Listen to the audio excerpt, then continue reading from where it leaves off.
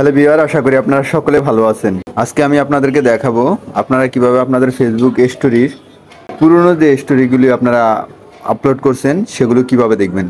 তো এই ভিডিওটি আনার মূল একটি কারণ ছিল, আমাদের একটি ভিডিওতে এক ভাই কমেন্ট করছে যে ভাই আমার পুরনো যে স্টোরিগুলি আমি আপলোড করছি, মানে স্টোরিতে যে পিকচারগুলি বা ভিডিওগুলি আপলোড করছি সেগুলো কিভাবে দেখব। তো এই অপশনটি দেখার জন্য আপনি প্রথমে ফেসবুকে চলে আসবেন। তো ফেসবুকে আসার পরে ফেসবুকের সেটিং অপশনে চলে আসবেন। তো আমি এখান থেকে আমার ফেসবুকের সেটিং অপশনে চলে আসলাম। সেটিং অপশনে আসার পরে আপনারা এখানে সেটিংয়ের একটি লেখা পাবেন যে সেটিং প্রাইভেসি বা পার্সোনাল লক।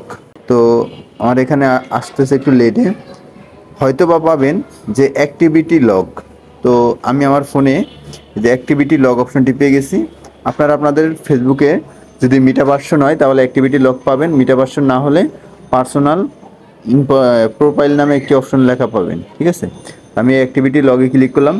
অ্যাক্টিভিটি লগে ক্লিক করার পরে এখানে দেখতেছেন এই যে অ্যাক্টিভ নামে একটি লেখা, এই অ্যাক্টিভ নামের লেখাটিতে ক্লিক করবেন।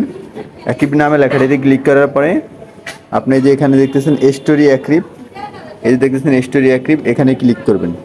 এখানে ক্লিক করার পরে আপনি আপনার পুরনো যত স্টোরিগুলি আছে সবগুলো দেখতে পাবেন। এই যে আমার এখানে পুরনো স্টোরিগুলি আমি দেখতে পাচ্ছি।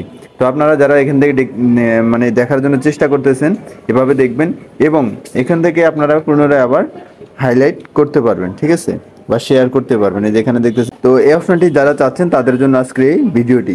এক ভাই আমাকে কমেন্ট করছে, এই জন্য আজকে এই ভিডিওটি নিয়ে আসলাম। তো আশা করি বুঝতে পারছেন কীভাবে আপনারা আপনাদের পুরনো স্টোরি দেখবেন। তো ওকে ভিউয়ার, ভিডিওটি প্রথম থেকে শেষ পর্যন্ত দেখার জন্য ধন্যবাদ।